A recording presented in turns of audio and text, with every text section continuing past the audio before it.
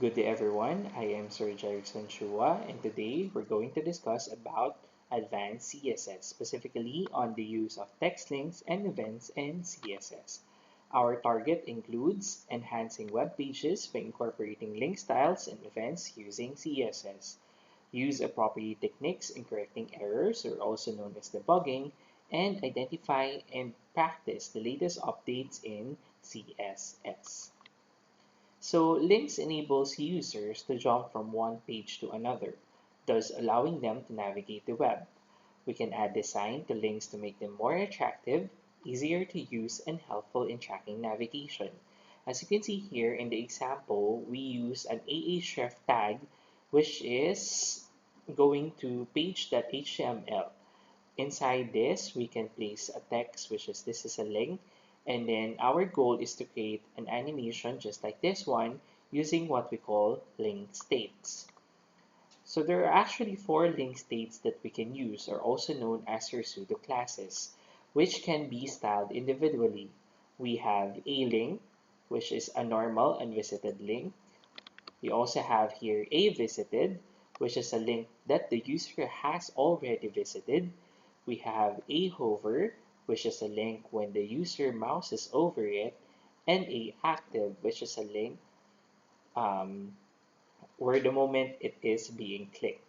All four link states are used together to create a whole cohesive look for a link that complements the web page overall layout. So I'll give you an example later on. So we have here the different properties and possible values that you can place inside the link states. So we have here color property, which allows us to set the font color of the clickable text in the link. The possible values include hex, RGB, and color names. Text decoration allows us to set the style or decoration of the clickable text in the link.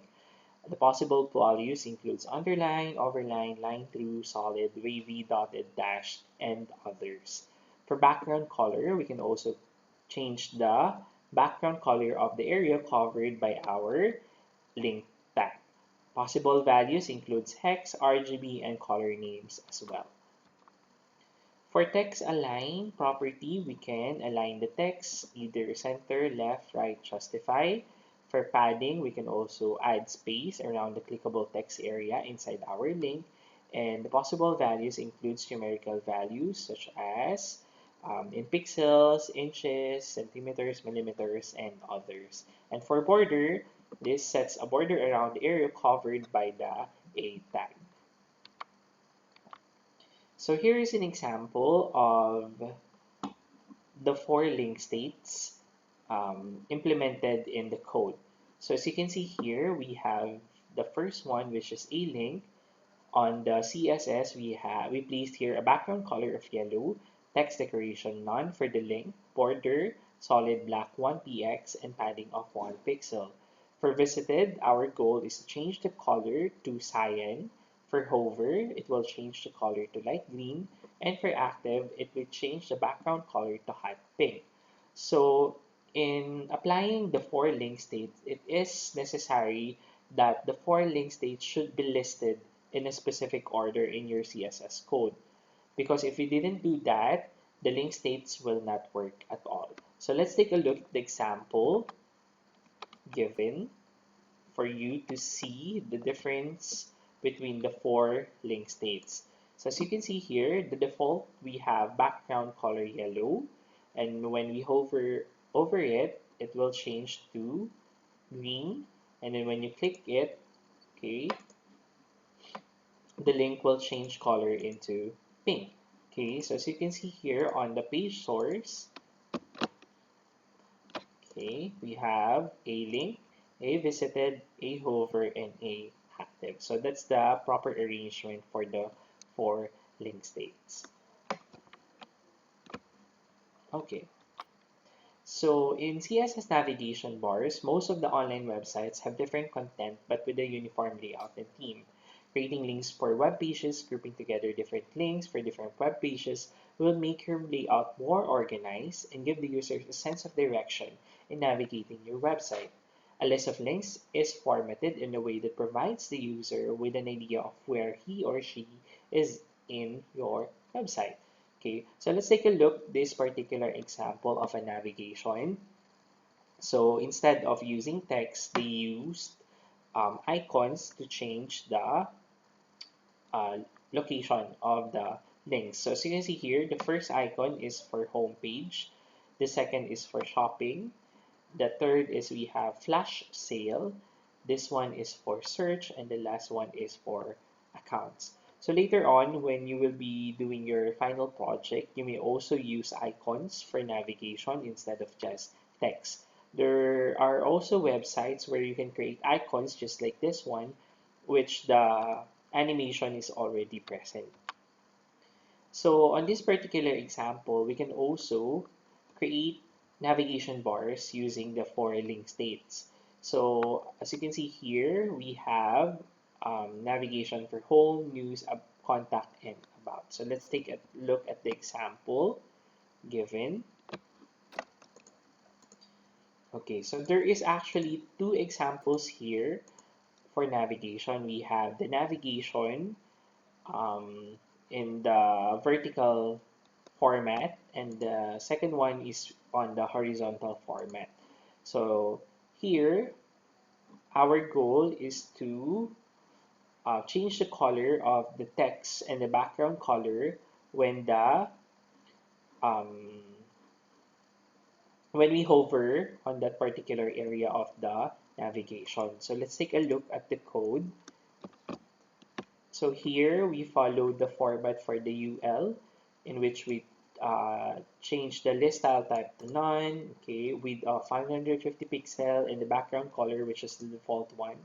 This blue-green color, this is the RGB color for that one. And for the link state, as you can see, it's arranged again specifically on the order of link, visited, hover, or and active. Okay. For the display, we use the block value. Okay, in which this will present your navigation in a vertical order. And then we can change the color of the text to black, add padding of 10px, and text decoration to none as well. And then for visited, it will turn to black. For hover, it will change the color to dark blue. I think this is darker blue or navy blue. And then for active, when you click on it, it will just be the same as the hover link state. So on the second example, as you can see here,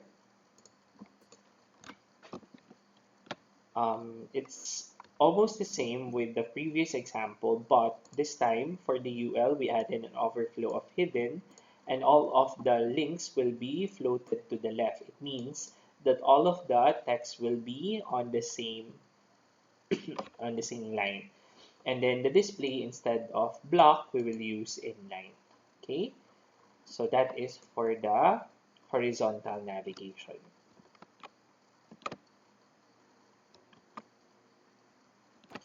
Okay, so for the syntax of the CSS events, okay, we actually call this pseudo classes, which allows us to add styles to selectors, but only when those selectors meet a certain condition. A pseudo class is expressed by adding a colon after a particular selector. So we have selector, pseudo class, property, and value. So let's take a look at this example in which we use a div tag and then we have a class content. So once you hover upon that particular div, okay, it will change the color of the text into this particular color, which is red. Okay, so if you're watching this video, I want you to pause this part and encode the following HTML on your text editor. Okay, so once you have done that, our goal for this particular code is that whenever we hover upon the div part, okay, it will display the block p tag, which is this is a p element. So let's take a look at the example. So your goal is to create this one. So every time we hover on the div part, the P element will show. For the CSS events, we can also add additional pseudo classes on your codes. We have here a selector and we have check. The description of this one, it is selects all check elements, examples and checkboxes, which you will learn later on the fourth quarter using forms. Disabled also is a pseudo class which allows you to disable elements, say for example text boxes or buttons that cannot be clicked unless an action is being done. Focus is also a useful pseudo class where it highlights a particular area in your website. Say for example, you want to highlight text boxes or buttons, you can use the focus. Valid also is also a select um, is a pseudo class which selects all elements with a valid value. So for validation purposes, this pseudo class can be used. So let's take a look at this particular example in which we implemented focus pseudo class. So here we have an input type tag for first name. Okay, you need to identify the type, which is a text. It means a text box. And we can also place the name of that particular input. Example, we have F name for first name. And then another one for last name. And an input type submit with the value submit is used for button. So the goal of this one is whenever we click on the first two boxes, text boxes, the background color will change into yellow, including the button. So let's take a look at the example. So this is the focus pseudo class. So when I click on the text box, it changes to yellow, and then another yellow for last name. And when you click submit, it will also change color. So that's the use of the pseudo class focus. Another example, as you can see here, this is using pseudo class with other classes and links. So as you can see here, there is actually 5 groups of CSS for 5 different texts.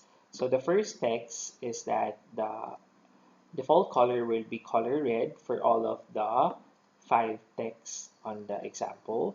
And then our goal is whenever you hover in that particular area, is that the color will change to orange. That's for the first text.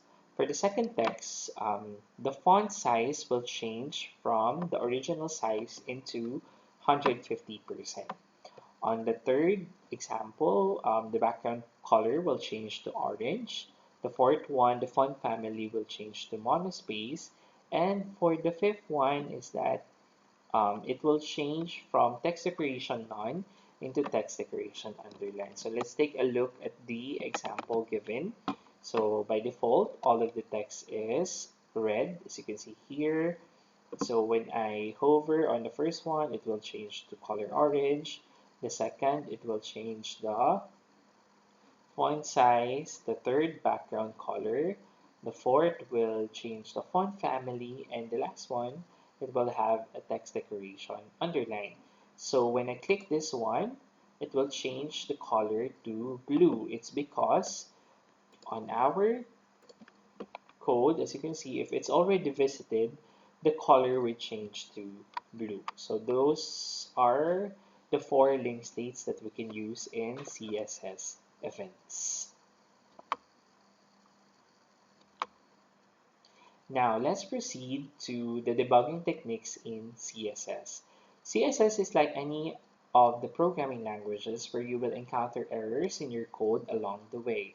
Unlike Python or C++, it allows you to stop the program, allows you to stop the program when a problem is being encountered and an error can be easily traced because you can see the error at the bottom part of your compiler.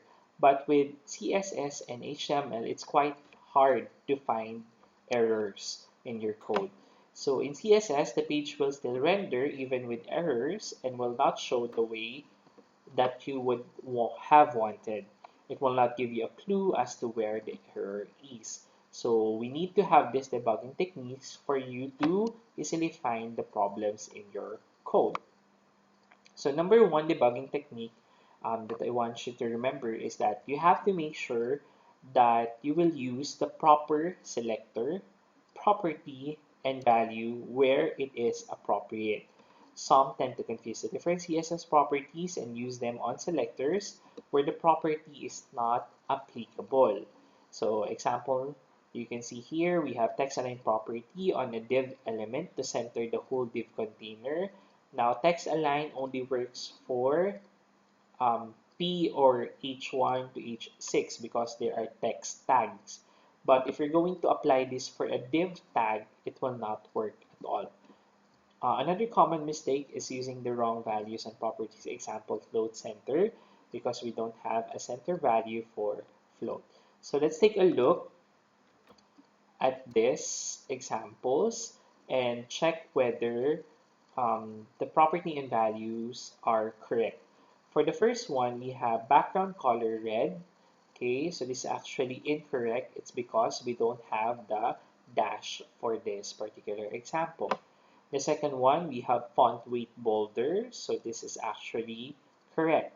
We have bold, bolder, lighter as the as values for the font weight. The third one is we have font style, Calibri. This is actually incorrect. It's because Calibri is for font family. Fourth one, as mentioned a while ago, float only uses left and right values.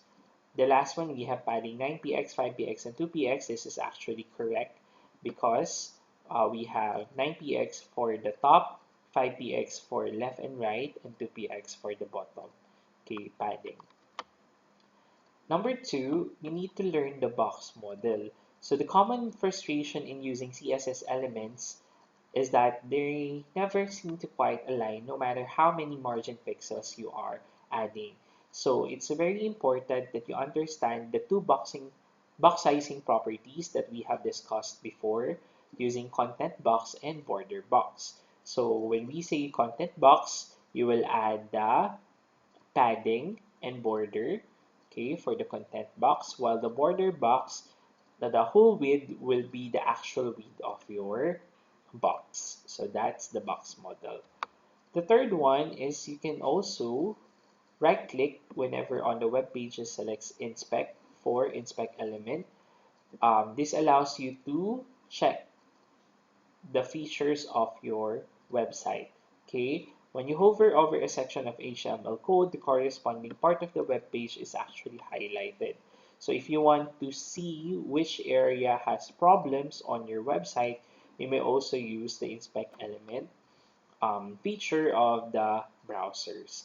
The fourth one is that you can also use available plugins and developer tools where you can have an advanced equipment coding in CSS, and you can add the following web developer plugins such as Web Console, Inspect, Scratchpad, and others. So if you already have a good grasp of CSS concepts, you may also try using several plugins or developer tools. Okay, so let's go back the debugging techniques in CSS. Number one, you have to make sure the proper selector, property, and value where it is appropriate. Number two, learn the box model. Number three, use inspect element feature in browsers. And the fourth one, make use of available plugins and developer tools.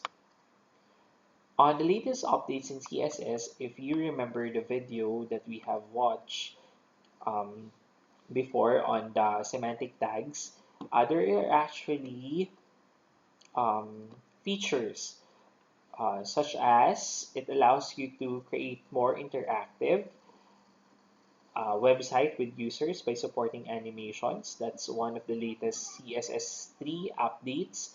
It also allows you to create more responsive and adaptive website where you can adjust to the device where the web page is being viewed.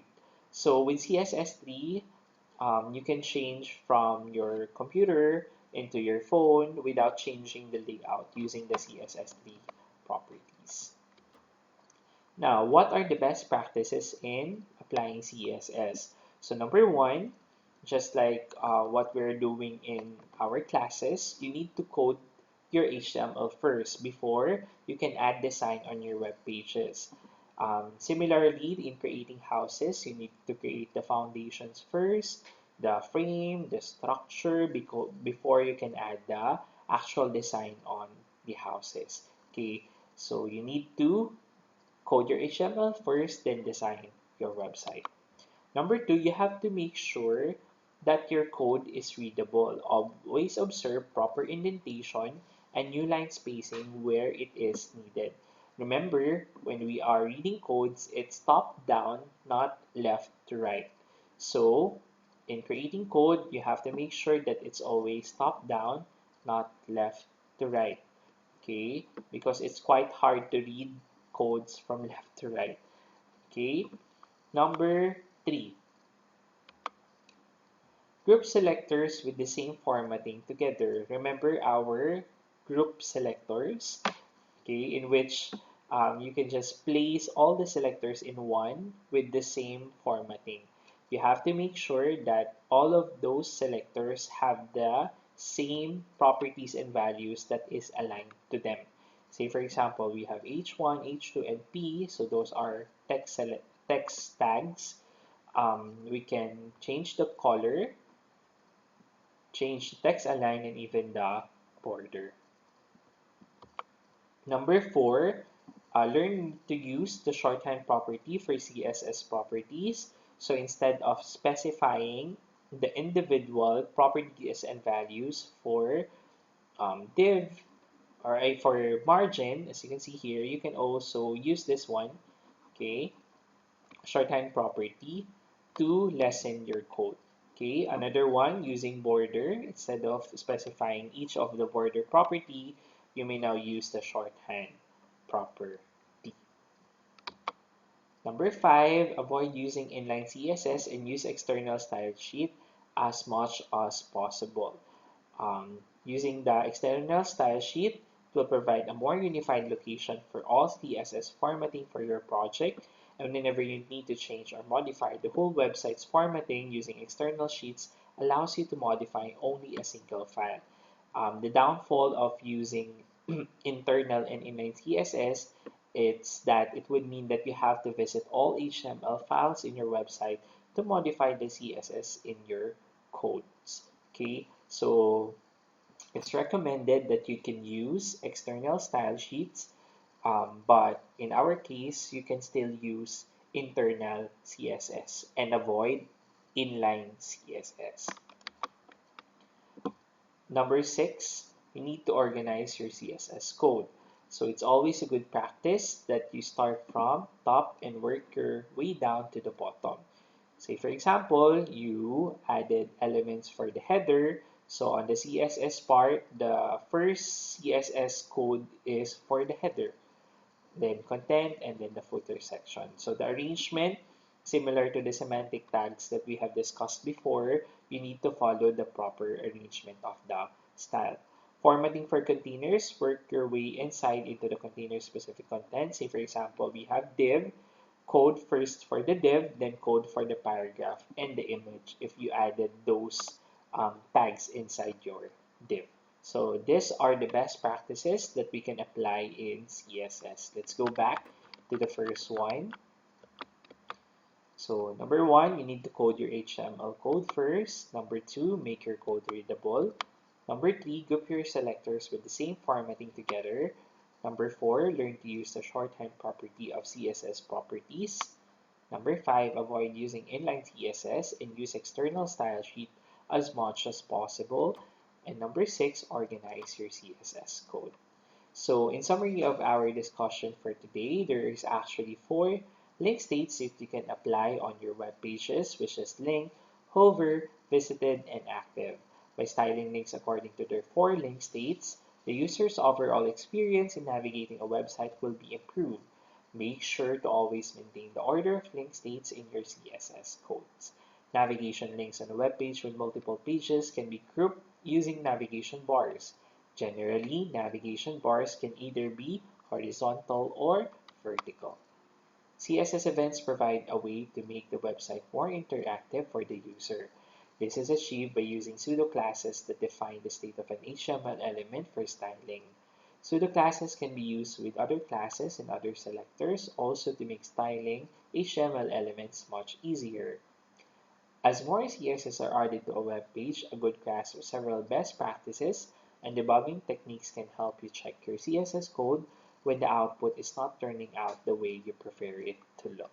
So thank you everyone for listening, and um, the next task that you're going to do is do our FA number 2, which is the CSS events. So I want you to access our KHub on the second quarter tab. You will see there the submission um, bin for formative activity number 2. Please read the instructions on how you will do the activity on CSS events and research on the use of CSS target to answer the problem on changing the design from one link to another. Again, you need to find HTML or CSS target to add design for the two divs on your CSS events. So thank you everyone, and I hope that you will have a great week ahead.